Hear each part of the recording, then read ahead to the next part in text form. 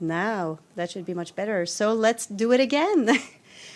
Welcome, everyone. Thank you so much for being with us this afternoon. We have another Climate Action Summit formal briefing. This one is about cutting GHG emissions now with cooling and energy efficiency. We have several speakers for you this afternoon, but we will start with Dr.Thani bin Ahmed Al Zeyoudi, Minister of Climate Change from the United Arab Emirates. He will make a short statement and then answer just a few questions.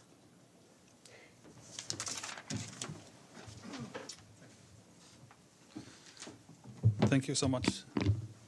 Ladies and gentlemen, good afternoon. Lately, we have witnessed a surge in the intensity and frequency of extreme weather events around the world.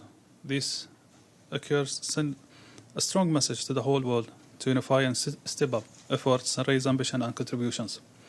In this context, I'm really proud to announce that, as part of our 2020 NDCs, the UAE will aim to achieve a target of 50% clean energy in its total energy mix by 2050. Generated from renewables and nuclear power sources. This will be more than double of the existing target of 24% by 2021, as reflected in our first INDCs.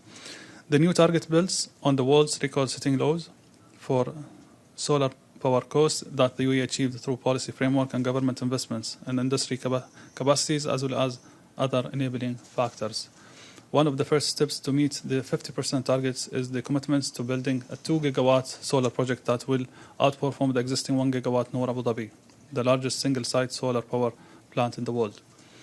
The government-owned Abu Dhabi National Oil Company, one of the largest oil and gas companies in the world, will expand its first in the region commercial-scale carbon capture, utilization and sequestration project six-fold by 2030. Marking one of the largest investment in this segment in the world. For the first time, the UAE's 2020 NDCs will also include the National Climate Change Plan, as well as the National Climate Change Adaptation Program. The adaptation program is based on comprehensive governance framework that seeks to address adaptation across the energy, health, infrastructure, and environmental issues. The program assesses the existing and projected risk these sectors face as a result of climate change and recommended relevant resilience measures to counter these risks. Demonstrating its holistic commitments to the environment, the UAE is also leveraging cutting-edge space technologies and its latest regional efforts to join the space race. The first Arab satellites, 813, set to launch into space in 2022, will monitor desertification, drought, and greenhouse gases, as well as collect vital data that can use to pinpoint causes, symptoms, and patterns of our planet's changing climate conditions. Ladies and gentlemen, in its fight against climate change, the UAE views youth engagement as one of the highest priority and actively involved in young generation in the climate decision-making. Young people already serve as delegates in the country's negotiation with the UN framework. Through the Youth Council established by the Ministry of Climate Change and Environment, we will now assume a formal role in authoring the 2020 NDCs. We're really proud to join a couple of coalitions as well. One of them is Empower, the Dubai government-owned central cooling system. Cooperation is a member of the Cool coalition that aims to advance climate-friendly and efficient cooling. Under the Infrastructure, Cities and Local Action Track, the UAE is committed to providing technical support and charting a comprehensive roadmap that mobilize relevant stakeholders from local authorities and the private sector to construct net zero energy buildings. Under the social and political drives track, the UAE is committed to achieving air quality that is safe for its citizens, as well as will join UNESCO's global call for protecting of cultural and natural heritage from the impacts of climate change. We also will join the UNESCO's global call for protection of cultural and natural heritage that impacts from climate change, and we at the Ministry, through the Ministry of Infrastructure, will join coalition of net zero carbon buildings for all, which focus on driving national ambition via enabling policies for net zero carbon buildings. We also will join the Climate and Clean Air Coalition that aims to improve the air quality and protect the climate through actions to reduce short-lived climate pollutants. We'll also join two more coalitions. One of them is the High Ambition Coalition for Natural and People, as well as the Global Commission on Adaptation, aiming to advance the various adaptation solutions. We're really proud to be considered as a role model in the global climate action. We truly believe that we confront climate change by uniting sector with sector and country with country. We make a tangible progress that we're all proud of. We are confident that takes away from today's UN Climate Action Summit will provide much needed momentum to speed up ambitious and impactful climate action. Ladies and gentlemen, thank you for your time. Thanks. Thank you. And if you still have time, we have time for one question, if there is one from the room. Thank you. Thank you so much. And please stay with us. I will bring more guests to speak about the same topic in 30 seconds.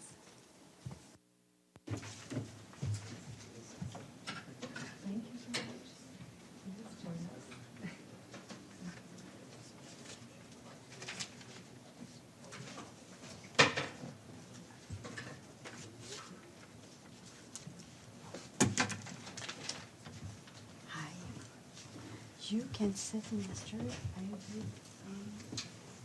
To sit somewhere towards the middle.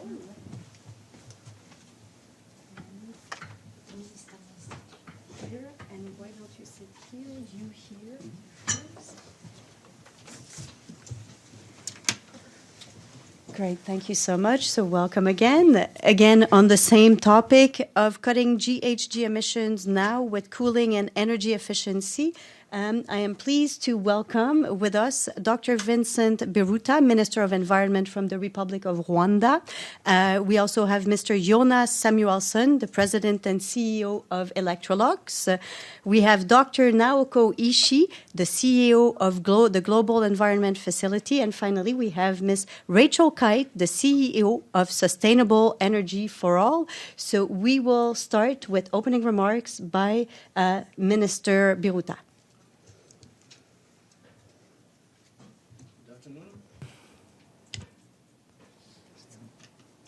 Good afternoon, and thank you for having us here and giving us this opportunity to speak. You know that 3 years ago the world adopted the Kigali Amendment to the Montreal Protocol, and it was about phasing out the hydrofluorocarbon greenhouse gases, which is used in cooling. Efficient cooling is essential to achieving the targets of the Paris Agreement, and if successfully implemented, the Kigali Amendment, coupled with better energy efficiency, will avoid a full 1 degree of warming by the end of the century. On a warming planet, clean cooling is essential. It ensures the effectiveness of the vaccines that protect our children, cold chains, keep our economies productive, and our food supplies stable and nutritious. When cooling is also efficient, we save both money and energy. It is a win for people and planet. Together with the UN Environment and the Kigali Cooling Efficiency Program, Rwanda recently developed an initiative to fast-track our efforts. Rwanda's national cooling strategy has introduced strict minimum energy performance standards for cooling equipment, and innovative financial incentives are in place to ensure these appliances are accessible and affordable. Environmental protection and conservation are at the heart of Rwanda's economic transformation agenda. Working with member states and partner institutions, we will continue to play our part in addressing the challenge of climate change. I thank you. Thank you so much. I will now give the floor to Mr. Samuelson. Good afternoon. At Electrolux, we produce about 60 million home appliances per year. And as such, we of course play a significant role in the well-being of hundreds of millions of people around the world for the last 100 years. And of course, we recognize that this also means a huge responsibility in terms of energy efficiency and combating climate change, while we continue to give the opportunity for additional billions of people to enjoy the benefits of cold food and healthy food and healthy well-being in their homes. We have worked for quite a number of years to drive energy efficiency, both in our manufacturing, and we've already reduced our carbon footprint from our manufacturing by over 60% since 2005. And we're also well on the way to meet our target of reducing the overall carbon footprint, also of the use phase of our products, by 50% by 2020 compared to 2005. But we're now very proud to also participate in the United for Efficiency Cool Coalition as signatories of that initiative, both because we think it's important to quickly phase out F-gases in cooling equipment, and we're committing to do that at a very rapid pace, and also to develop new and energy-efficient appliances following global standards for energy efficiency also for developing nations. So we're very pleased to be part of the United for Efficiency Coalition and to help drive those initiatives. We're also signatures of the Business Ambition for 1.5 degree pledge, which commits us to be completely carbon neutral in our value chain by 2050. And we are also striving to be carbon neutral in our operations already by 2030. So very pleased to be part of this initiative. Thank you. Thank you so much. I now give the floor to Dr. Ishii. Good afternoon, everyone. I'm very pleased to announce the launch of the 3% Club. The 3% Club is a very unique new coalition of countries and business and institutions that are taking the lead to raise that the energy efficiency ambition, that particularly, specifically speaking, to a 3% annual global increase in energy efficiency across their economies and business. Why it is important? To deliver Paris goal, the mitigation ambition in current country commitment, or NDCs, needs to be 3 to 5 times higher. A major part of this overall reduction needed will have to come from energy efficiency. And this coalition is actually joined by us, the Global Environment Facility, together with several partners, IEA, International Energy Agency, SEforALL, UN Environment, EBRD, and EE, Energy Efficiency Global Alliance, together to support this initiative, and already joined by 15 countries around the world. And why this initiative is so important? Because we actually have some challenge of how to increase energy efficiency. Our economic system as of today is not necessarily encouraging strong enough to make an investment in low carbon solutions, and especially so in energy efficiency. I was very surprised to learn actually efficiency progress has been slowing down in the last few years, down from 3% improvement in 2015 to just 1.3% in 2018, and we need to find a way to arrest and reverse this worrisome trend, and that's why this coalition was formed.